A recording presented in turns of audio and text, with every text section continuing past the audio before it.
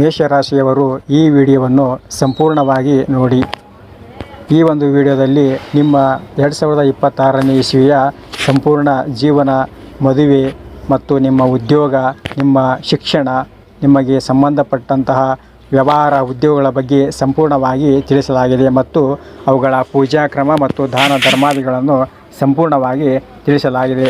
ಆದ್ದರಿಂದ ಈ ವಿಡಿಯೋವನ್ನು ನೀವು ಪೂರ್ತಿಯಾಗಿ ನೋಡಿದಷ್ಟು ನಿಮಗೆ ಅನುಕೂಲವೆಂದು ನಮ್ಮ ಭಾವನೆ. ತ್ರೈಲೋಕ್ಯ ಸಂಪದಾಲಿಕ್ಯ ಸಮುಲ್ಲೇಖನ ಬಿತ್ತಯೇ ಸಚ್ಚಿದಾನಂದ ರೂಪಾಯ ಶಿವಾಯ ಪರಬ್ರಹ್ಮಣೇ ನಮೋ ನಮಃ. ಗುರುಬ್ರಹ್ಮ ಗುರುವಿಷ್ಣು ಗುರುದೇವೋ ಮಹೇಶ್ವರ ಗುರು ಸಾಕ್ಷಾತ್ ಪರಬ್ರಹ್ಮ ತಸ್ಮೈ ಶ್ರೀ ಗುರುವೇ ನಮೋ ನಮಃ.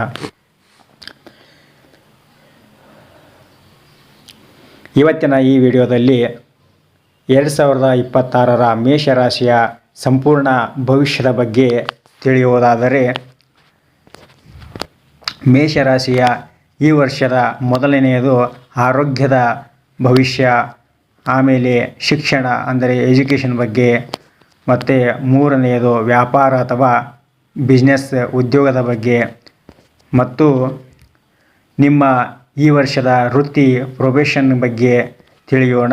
ಅದರ ಜೊತೆಗೆ ನಿಮ್ಮ ಆರ್ಥಿಕ ಫೈನಾನ್ಷಿಯಲ್ ಯಾವ ರೀತಿಯಾಗಿ ಈ ಒಂದು ವರ್ಷದಲ್ಲಿ ಇರುತ್ತದೆ ಅದರ ಬಗ್ಗೆ ಸಂಪೂರ್ಣ ಮಾಹಿತಿಯನ್ನು, ಅದರ ಜೊತೆಗೆ ನಿಮ್ಮ ಈ ಜೀವನದ 2026ರ ಲವ್ ಲೈಫ್ ಅಂದರೆ ಪ್ರೇಮ ಜೀವನವು ಯಾವ ರೀತಿಯಾಗಿರುತ್ತದೆ, ನಂತರ ವೈವಾಹಿಕ ಜೀವನ ಮ್ಯಾರಿಡ್ ಲೈಫ್, ನಿಮ್ಮ ವೈವಾಹಿಕ ಜೀವನ ಈ ವರ್ಷ ಯಾವ ರೀತಿಯಾಗಿರುತ್ತದೆ, ಅದರ ಜೊತೆಗೆ ಕೌಟುಂಬಿಕ ಜೀವನ ಫ್ಯಾಮಿಲಿ ಲೈಫ್ ಯಾವ ರೀತಿಯಾಗಿ ಇರುತ್ತದೆ, ಭೂಮಿ ಆಸ್ತಿ ಮತ್ತು ವಾಹನ ಇದರ ಬಗ್ಗೆ ಅಥವಾ ಲ್ಯಾಂಡ್ ಅಥವಾ ಪ್ರಾಪರ್ಟಿಯ ಬಗ್ಗೆ ಈ ವರ್ಷ ನಿಮ್ಮ ಜೀವನ ಯಾವ ರೀತಿಯಾಗಿರುತ್ತದೆ ಮತ್ತು ಅದಕ್ಕೆ ಪರಿಹಾರಗಳು ಯಾವ ರೀತಿಯಲ್ಲಿ ಇರುತ್ತವೆ, ಅವುಗಳನ್ನು ಯಾವ ರೀತಿ ಪರಿಹಾರ ಮಾಡಿಕೊಳ್ಳಬೇಕು ಎಂಬುದರ ಬಗ್ಗೆ ಸಂಪೂರ್ಣ ಮೇಷರಾಶಿಯ ಭವಿಷ್ಯದ ಬಗ್ಗೆ ಸವಿಸ್ತಾರವಾಗಿ ಈ ವಿಡಿಯೋದಲ್ಲಿ ತಿಳಿಸಲಿದ್ದೇವೆ. ಆದ ಕಾರಣ ವಿಡಿಯೋವನ್ನು ಸ್ಕಿಪ್ ಮಾಡದೆ ತುಂಬ ಲಕ್ಷ್ಯ ಕೊಟ್ಟು ಈ ಒಂದು ನಿಮ್ಮ ರಾಶಿ ಭವಿಷ್ಯವನ್ನು ಆಲಿಸಿದ್ದೇ ಆದರೆ ನಿಮ್ಮ 2026ನೇ ಈ ವರ್ಷದ ಅನುಕೂಲಗಳ ಬಗ್ಗೆ ಮತ್ತು ಅನಾನುಕೂಲಗಳ ಬಗ್ಗೆ ತಿಳಿದುಕೊಂಡು ಅದಕ್ಕೆ ತಕ್ಕಂತಹ ಪರಿಹಾರಗಳನ್ನು ಮುಂದಿನ ಕೊನೆಯಲ್ಲಿ ವಿಡಿಯೋಯ ಕೊನೆಯಲ್ಲಿ ಹೇಳಲಾಗುತ್ತದೆ. ಅದಕ್ಕೆ ತಕ್ಕಂತಹ ಶಾಂತಿ ಅಥವಾ ದಾನ ಧರ್ಮಗಳನ್ನು ನಿಯಮಗಳನ್ನು ಮಾಡಿ ಪಾಲಿಸಿದ್ದೇ ಆದರೆ ನಿಮಗೆ ಇಷ್ಟಪಟ್ಟಂತಹ ಜೀವನವನ್ನು ನೀವು 2026ರಲ್ಲಿ ರೂಢಿಸಿಕೊಳ್ಳಬಹುದು ಎಂಬ ಉದ್ದೇಶದಿಂದ ಈ ಒಂದು ವಿಡಿಯೋವನ್ನು ಪೂರ್ತಿಯಾಗಿ ನೋಡಿ ಎಂದು ತಮ್ಮಲ್ಲಿ ಅರಿಕೆ ಮಾಡಿಕೊಳ್ಳುತ್ತಾ, ಮೇಷರಾಶಿಯ ಬಗ್ಗೆ ಭವಿಷ್ಯವನ್ನು ಪ್ರಾರಂಭ ಮಾಡೋಣ. ಈ ವರ್ಷ ನಿಮ್ಮ ಆರೋಗ್ಯ, ಶಿಕ್ಷಣ ಹೇಗಿರುತ್ತದೆ, ವ್ಯವಹಾರ ಅಥವಾ ನಿಮ್ಮ ಉದ್ಯೋಗದಲ್ಲಿ ನೀವು ಯಾವ ರೀತಿಯ ಫಲಿತಾಂಶಗಳನ್ನು ನಿರೀಕ್ಷಿಸಬಹುದು, ಈ ಜಾತಕವು ನಿಮ್ಮ ಆರ್ಥಿಕ ಜೀವನ, ಪ್ರೇಮ ಜೀವನ, ಮದುವೆ, ವೈವಾಹಿಕ ಜೀವನ, ಗೃಹ ವಿಷಯಗಳು ಮತ್ತು ಇನ್ನಿತರ ಪ್ರಮುಖ ವಿಷಯಗಳನ್ನು ಈ ವಿಡಿಯೋದಲ್ಲಿ ತಿಳಿಸಲಿದ್ದೇವೆ. ಮೊದಲನೇದಾಗಿ ಆರೋಗ್ಯ. ಈ ವರ್ಷ ನಿಮಗೆ ಚಂದ್ರ ರಾಶಿಯಿಂದ 12ನೇ ಮನೆಯಲ್ಲಿ ಶನಿಯು ಸಂಚಾರವು ಸಾಡೆಸಾತಿಯ ಆರಂಭವನ್ನು ಸೂಚಿಸುತ್ತದೆ. ಲಗ್ನದಿಂದ 12ನೇ ಮನೆಯಲ್ಲಿ ಶನಿಯು ಸಂಚಾರವನ್ನು ಅನುಕೂಲಕರವೆಂದು ಪರಿಗಣಿಸಲಾಗುವುದಿಲ್ಲ. ಈ ಸಮಯದಲ್ಲಿ ಆರೋಗ್ಯದ ಬಗ್ಗೆ ಯಾವುದೇ ರೀತಿಯ ನಿರ್ಲಕ್ಷ್ಯವು ಅಪಾಯಕಾರಿಯಾಗಿರಬಹುದು. 3ನೇ ಮನೆಯಲ್ಲಿ ಗುರುವಿನ ಉಪಸ್ಥಿತಿಯು ಹೃದಯ ಸಂಬಂಧಿತ ಪರಿಸ್ಥಿತಿಗಳು ಅಥವಾ ಮೊದಲೇ ಅಸ್ತಿತ್ವದಲ್ಲಿರುವಂತಹ ಆರೋಗ್ಯ ಸಮಸ್ಯೆಗಳಿರುವ ವ್ಯಕ್ತಿಗಳು ತಮ್ಮ ಆರೋಗ್ಯ ಕ್ಷೇಮದ ಬಗ್ಗೆ ವಿಶೇಷವಾಗಿ ಜಾಗರೂಕರಾಗಿರಬೇಕು ಎಂದು ಹೇಳಬಹುದು. ಮೇಷ ರಾಶಿ ಭವಿಷ್ಯ 2026ರ ಪ್ರಕಾರ ಈ ವರ್ಷವು ನಿಮ್ಮ ಆಳುವ ಗ್ರಹ ಮಂಗಳ ಗ್ರಹವಾಗಿದ್ದು ದಹನ ಸ್ಥಿತಿಯಲ್ಲಿರುತ್ತದೆ. ವರ್ಷದ ಆರಂಭದಿಂದ ಮೇ 2, 2026ರವರೆಗೆ, ಇದಲ್ಲದೆ ಏಪ್ರಿಲ್, ಮೇ, ಸೆಪ್ಟೆಂಬರ್, ಅಕ್ಟೋಬರ್ ಮತ್ತು ನವೆಂಬರ್ ತಿಂಗಳುಗಳಲ್ಲಿ ಮಂಗಳ ಗ್ರಹವು ದುರ್ಬಲವಾಗಿರುತ್ತದೆ. ಇದು ನಿಮ್ಮ ಶಕ್ತಿಯ ಮಟ್ಟ ಮತ್ತು ರೋಗ ನಿರೋಧಕ ಶಕ್ತಿಯ ಮೇಲೆ ಪರಿಣಾಮ ಬೀರಬಹುದು. ಆದ್ದರಿಂದ ನೀವು ಅನಾರೋಗ್ಯಕ್ಕೆ ಒಳಗಾಗುವ ಸಾಧ್ಯತೆ ಹೆಚ್ಚು ಇರುವುದರಿಂದ ನಿಮ್ಮ ಆಹಾರ ಮತ್ತು ಜೀವನ ಶೈಲಿಯ ಅಭ್ಯಾಸಗಳಿಗೆ ವಿಶೇಷ ಗಮನ ನೀಡಬೇಕಾಗುತ್ತದೆ. ವರ್ಷವಿಡೀ ಆರೋಗ್ಯ ಕಾಪಾಡಿಕೊಳ್ಳಲು ಮತ್ತು ಯೋಗ ಮತ್ತು ನಿಯಮಿತ ವ್ಯಾಯಾಮವನ್ನು ತಮ್ಮ ದಿನಚರಿಯಲ್ಲಿ ಸೇರಿಸಿಕೊಳ್ಳುವುದು ಬಹಳ ಆರೋಗ್ಯಕರವಾಗಿದೆ.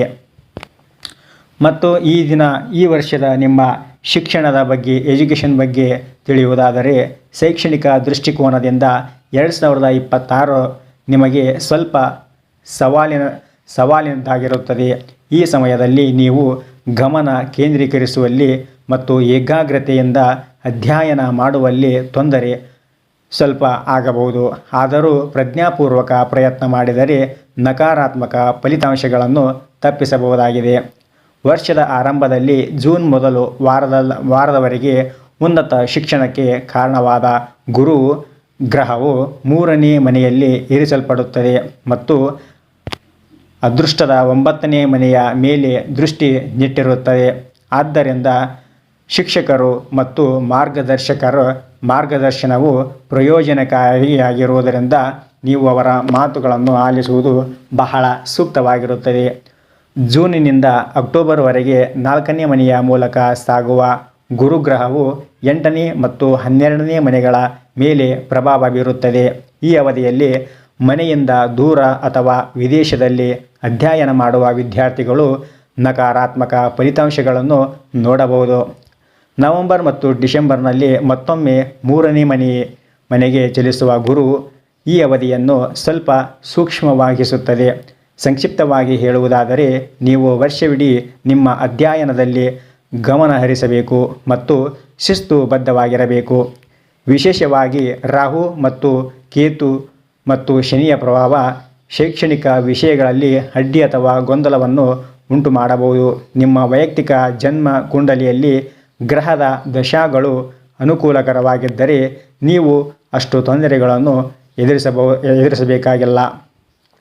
ಗ್ರಹಗಳ ಸಂಚಾರದ ಆಧಾರದ ಮೇಲೆ 2026 ಶಿಕ್ಷಣಕ್ಕೆ ಸಕಾರಾತ್ಮಕವೇನೂ ಅಷ್ಟೊಂದು ಇಲ್ಲ.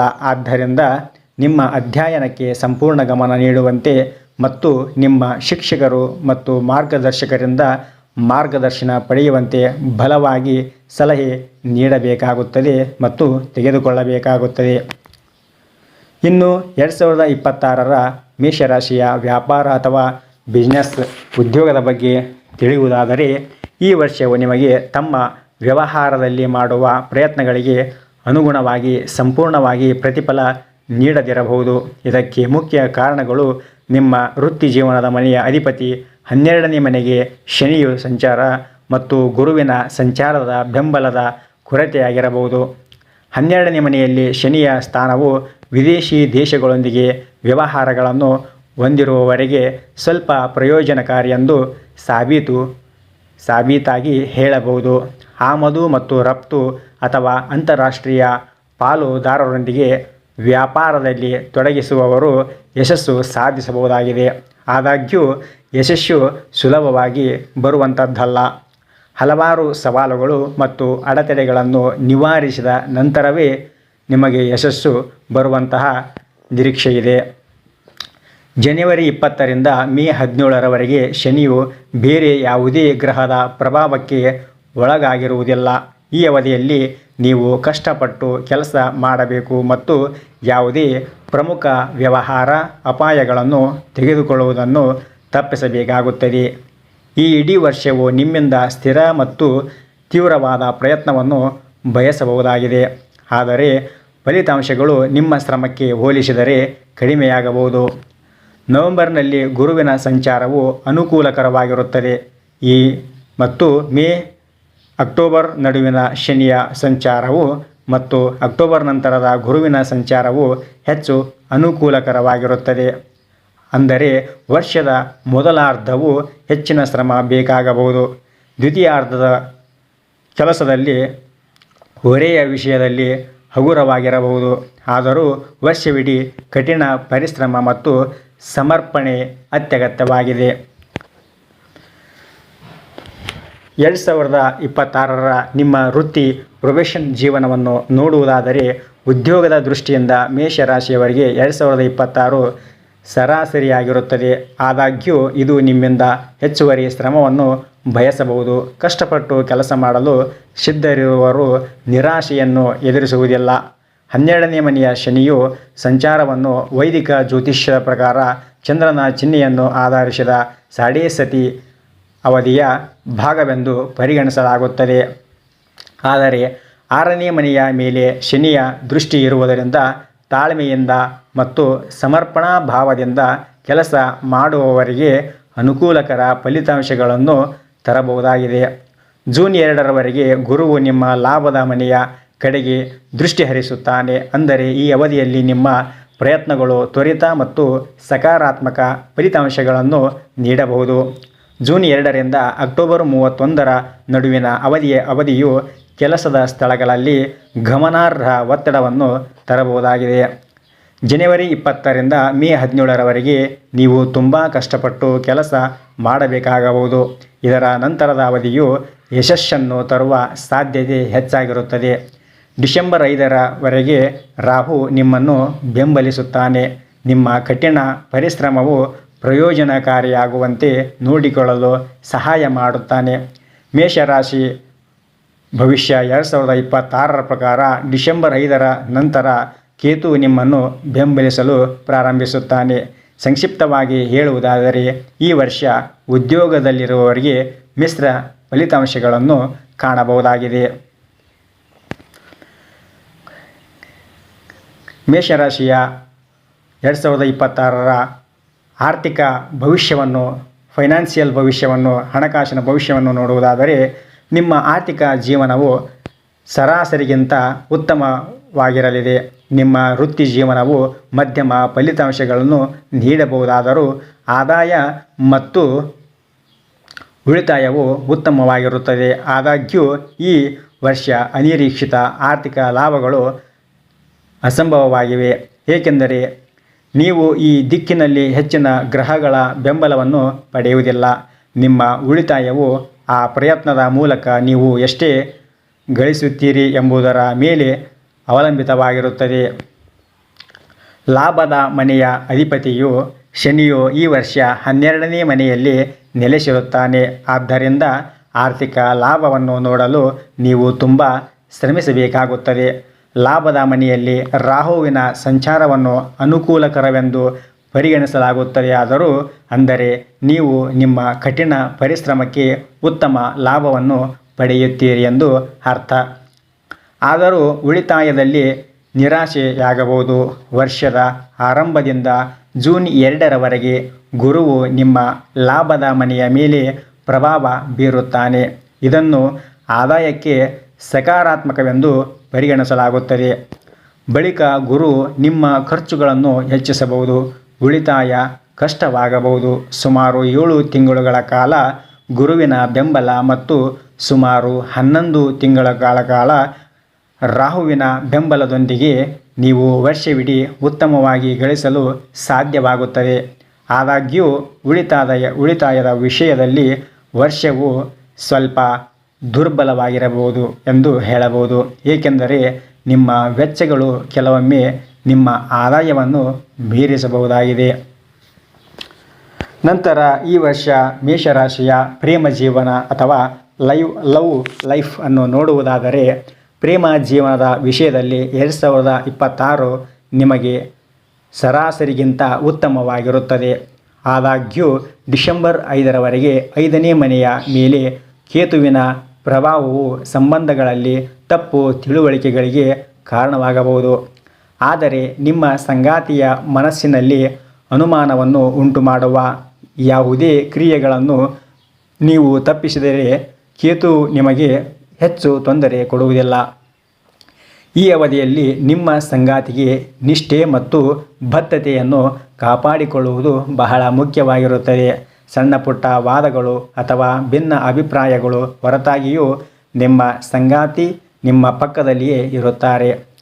ನಿಮ್ಮ 5ನೇ ಮನೆಯ ಅಧಿಪತಿ ಸೂರ್ಯನು ಪ್ರೀತಿಯ ವಿಷಯಗಳಿಗೆ ಬಂದಾಗ ಸಾಮಾನ್ಯವಾಗಿ ದುರ್ಬಲನಾಗಿರುತ್ತಾನೆ.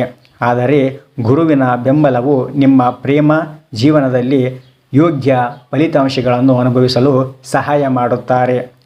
ಸಂಬಂಧಗಳಿಗೆ ನಿಷ್ಠರಾಗಿರುವವರು, ನಿಷ್ಠೂರವಾಗಿರುವವರು ಮತ್ತು ಶ್ರದ್ಧೆಯಿಂದ ಇರುವವರಿಗೆ ಸಮಯವು ಸಾಕಷ್ಟು ಅನುಕೂಲಕರವಾಗಿರುತ್ತದೆ.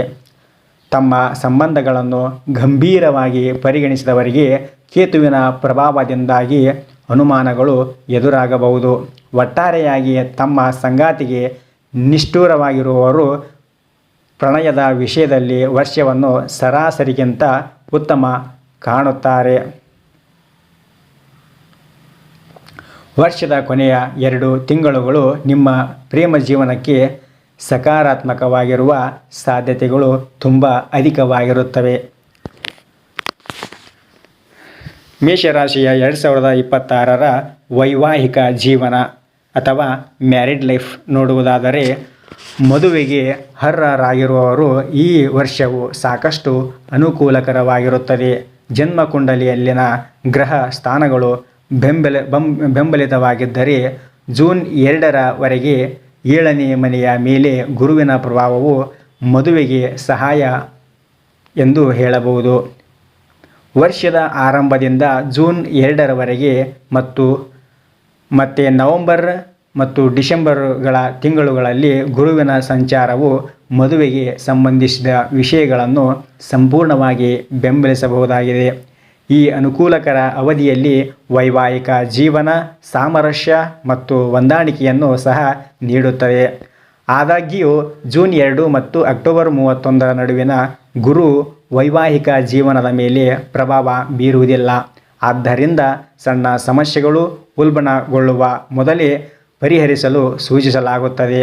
ಸಂಕ್ಷಿಪ್ತವಾಗಿ ಹೇಳುವುದಾದರೆ, ಮೇಷ ರಾಶಿ ಭವಿಷ್ಯವು 2026ರ ಪ್ರಕಾರ ವರ್ಷವಿಡೀ ಗುರುವಿನ ಅನುಕೂಲಕರ ಸಂಚಾರದಿಂದ ನೀವು ಸಂತೋಷದಾಯಕ ಮತ್ತು ತೃಪ್ತಿಕರವಾದ ವೈವಾಹಿಕ ಜೀವನ ಆನಂದಿಸಲು ಸಾಧ್ಯವಾಗುತ್ತದೆ ಎಂದು ಖಂಡಿತವಾಗಿಯೂ ಹೇಳಬಹುದು. ಮತ್ತು 2026ರ ಪ್ರಕಾರ ಮೇಷರಾಶಿಯ ಕೌಟುಂಬಿಕ ಜೀವನ ಅಥವಾ ಫ್ಯಾಮಿಲಿ ಲೈಫನ್ನು ನೋಡುವುದಾದರೆ, ನಿಮಗೆ ಈ ವರ್ಷ ಸ್ವಲ್ಪ ಸವಾಲಿನದ್ದಾಗಿರಬಹುದು. 2ನೇ ಮನೆಯ ಅಧಿಪತಿ ಶುಕ್ರನ ಸಂಚಾರವು ಅನುಕೂಲಕರವಾಗಿದ್ದರೂ ಕೂಡ 2ನೇ ಮನೆಯ ಮೇಲೆ ಶನಿಯ ದೃಷ್ಟಿಯು ಕುಟುಂಬಕ್ಕೆ ಸಂಬಂಧಿಸಿದ ವಿಷಯಗಳಲ್ಲಿ ಉದ್ವಿಗ್ನತೆಯನ್ನು ಉಂಟುಮಾಡಬಹುದು. ನಿಮ್ಮ ಕುಟುಂಬ ಜೀವನದಲ್ಲಿ ಜಾಗರೂಕರಾಗಿರಲು ನಿಮಗೆ ಸೂಚಿಸಲಾಗುತ್ತದೆ. ಕುಟುಂಬದ ಸದಸ್ಯರು ಹಠಮಾರಿ ಅಥವಾ ಅವಿವೇಕಿಗಳಾಗುವ ಸಾಧ್ಯತೆ ಇದೆ. ಈ ಸಮಯದಲ್ಲಿ ನಿಮ್ಮ ಮಾತಿನಲ್ಲಿ ಸಿಹಿ ಮತ್ತು ಸಭ್ಯತೆಯನ್ನು ಕಾಪಾಡಿಕೊಳ್ಳುವುದು ಬಹು ಮುಖ್ಯವಾಗಿರುತ್ತದೆ. ಆರಂಭದಿಂದ ಜೂನ್ 2ರವರೆಗೆ ಗುರುವು ನಿಮ್ಮ 3ನೇ ಮನೆಯಲ್ಲಿರುತ್ತಾನೆ. ಅಂದರೆ ಅದು ಕೌಟುಂಬಿಕ ವಿಷಯಗಳ ಮೇಲೆ ನೇರವಾಗಿ ಪ್ರಭಾವ ಬೀರುವುದಿಲ್ಲ. ಆದರೆ 7ನೇ ಮನೆಯ ಮೇಲಿನ ಅದರ ಅಂಶವು ಮನೆಯ ವ್ಯವಹಾರಗಳಲ್ಲಿ ಬೆಂಬಲವನ್ನು ನೀಡುತ್ತದೆ. ಜೂನ್ 2ರಿಂದ ಅಕ್ಟೋಬರ್ 31ರವರೆಗೆ ಗುರುವು ನಿಮ್ಮ 4ನೇ ಮನೆಯಲ್ಲಿ ಉತ್ತುಂಗ ಸ್ಥಿತಿಯಲ್ಲಿ ಸಾಗುತ್ತಾನೆ. ಸಾಮಾನ್ಯವಾಗಿ 4ನೇ ಮನೆಯಲ್ಲಿ ಗುರುವಿನ ಪರಿಸ್ಥಿತಿಯು ಹೆಚ್ಚು ಶುಭವೆಂದು ಪರಿಗಣಿಸಲಾಗುತ್ತದೆ. ಆದರೆ ಅದು ಉತ್ತುಂಗದಲ್ಲಿ ಇರುವುದರಿಂದ ಇನ್ನೂ ಅನೇಕ ಕ್ಷೇತ್ರಗಳಲ್ಲಿ ಅನುಕೂಲಕರ ಫಲಿತಾಂಶಗಳನ್ನು ತರಬಹುದಾಗಿದೆ. ಅಕ್ಟೋಬರ್ 31ರ ನಂತರ ಗುರುವು ನಿಮ್ಮ 5ನೇ ಮನೆಯ ಸ್ಥಳಾಂತರಗೊಳ್ಳುತ್ತಾರೆ. ಅಲ್ಲಿ ಅದು ಸಕಾರಾತ್ಮಕ ಫಲಿತಾಂಶಗಳನ್ನು ನೀಡುತ್ತದೆ. ಇದರ ಹೊರತಾಗಿಯೂ ಕುಟುಂಬ ಜೀವನದಲ್ಲಿ ಕೆಲವು ಸಮಸ್ಯೆಗಳು ಮುಂದುವರಿಯಬಹುದು. ಆದರೆ ಸಾಮರಸ್ಯದ ವಿಷಯದಲ್ಲಿ ಫಲಿತಾಂಶಗಳು ಸರಾಸರಿಯಿಂದ ಸ್ವಲ್ಪ ಹೆಚ್ಚಾಗಿರಬಹುದು. ಮತ್ತು ಮೇಷರಾಶಿಯ 2026ರ ಭೂಮಿ, ಆಸ್ತಿ ಮತ್ತು ವಾಹನ ಲ್ಯಾಂಡ್ ಪ್ರಾಪರ್ಟಿ ಬಗ್ಗೆ ತಿಳಿಯುವುದಾದರೆ, ಮೇಷರಾಶಿಯ ಸ್ಥಳೀಯರು ಭೂಮಿ, ಆಸ್ತಿ ಮತ್ತು ವಾಹನಗಳಿಗೆ ಸಂಬಂಧಿಸಿದ ವಿಷಯಗಳಲ್ಲಿ ಮಿಶ್ರ ಫಲಿತಾಂಶಗಳನ್ನು ಅನುಭವಿಸಬಹುದು. ರಿಯಲ್ ಎಸ್ಟೇಟ್ ಮತ್ತು ವಸತಿ ಸಂಪತ್ತಿಗೆ ಸಂಬಂಧಿಸಿರುವುದರಿಂದ ನೀವು ಭೂಮಿ ಅಥವಾ ಹೊಸ ಮನೆಯನ್ನು ಖರೀದಿಸಲು ಬಯಸಿದರೆ ಈ ವರ್ಷ ಸಹಾಯಕವಾಗಬಹುದು. 12ನೇ ಮನೆಯಲ್ಲಿ ಶನಿಯ ಸಂಚಾರ ಸಂಭವಿಸುತ್ತದೆ ಮತ್ತು ಅಲ್ಲಿಂದ ಶನಿಯು 2ನೇ ಮನೆಯ ಮೇಲೆ ದೃಷ್ಟಿ ಹೊಂದುತ್ತಾನೆ. ಇದು ಸಂಪತ್ತನ್ನು ಗಳಿಸುವಲ್ಲಿ ಸವಾಲುಗಳಿಗೆ ಕಾರಣವಾಗಬಹುದು. ಶನಿಯ ಪ್ರಭಾವದಿಂದಾಗಿ ನೀವು ಹಣವನ್ನು ಉಳಿಸಲು ಕಷ್ಟಪಡಬಹುದು. ಆದಾಗ್ಯೂ ರಾಹುವಿನ ಸಂಚಾರವು ಉತ್ತಮ ಆದಾಯದ ಅವಕಾಶಗಳನ್ನು ಸೂಚಿಸುತ್ತದೆ ಮತ್ತು ಜೂನ್ 2ರವರೆಗೆ 11ನೆಯ ಮನೆಯ ಮೇಲೆ ಲಾಭದ ಮನೆ ಮೇಲೆ ಗುರುವಿನ ದೃಷ್ಟಿ ಆರ್ಥಿಕ ಪ್ರಯೋಜನಗಳಿಗೆ ಸಹಾಯ ಖಂಡಿತವಾಗಿಯೂ ಮಾಡುತ್ತದೆ. ಆದರೂ ಉಳಿತಾಯ ಸಾಧ್ಯವಾಗದಿರಬಹುದು, ಏಕೆಂದರೆ ನೀವು ಅದನ್ನು ಆಸ್ತಿಗೆ ಸಂಬಂಧಿಸಿದ ವಿಷಯಗಳಲ್ಲಿ ಹೂಡಿಕೆ ಮಾಡುವ ಸಾಧ್ಯತೆ ಇರುತ್ತದೆ. ಜೂನ್ 2ರಿಂದ ಅಕ್ಟೋಬರ್ 31ರ ನಡುವೆ ಗುರುವು 4ನೇ ಮನೆಯಲ್ಲಿ ಉತ್ತುಂಗಕ್ಕೆ ಏರುತ್ತಾನೆ ಮತ್ತು ಈ ಸ್ಥಾನವು ರಿಯಲ್ ಎಸ್ಟೇಟ್ ಮತ್ತು ವಸತಿ ವಿಷಯಗಳಲ್ಲಿ ಅನುಕೂಲಕರ ಫಲಿತಾಂಶಗಳನ್ನು ನೀಡುತ್ತದೆ. ಆದ್ದರಿಂದ ಗ್ರಹಗಳ ಸಂಚಾರದ ಆಧಾರದ ಮೇಲೆ ನೀವು ಭೂಮಿ ಮತ್ತು ಆಸ್ತಿಗೆ ಸಂಬಂಧಿಸಿದ ವಿಷಯಗಳಿಂದ ಪ್ರಯೋಜನ ಪಡೆಯಬಹುದಾಗಿದೆ. ಮನೆ ಅಥವಾ ವಾಹನವನ್ನು ಖರೀದಿಸುವ ಕ್ಷೇತ್ರಗಳಲ್ಲಿಯೂ ಇದೇ ರೀತಿಯ ಬೆಳವಣಿಗೆ ಕಾಣಬಹುದು. ವಾಹನದ ಖರೀದಿಸಲು ಬಯಸುವವರು ಸ್ವಲ್ಪ ಪ್ರಯತ್ನದ ನಂತರ ಅವಕಾಶ ಪಡೆಯಬಹುದಾಗಿದೆ.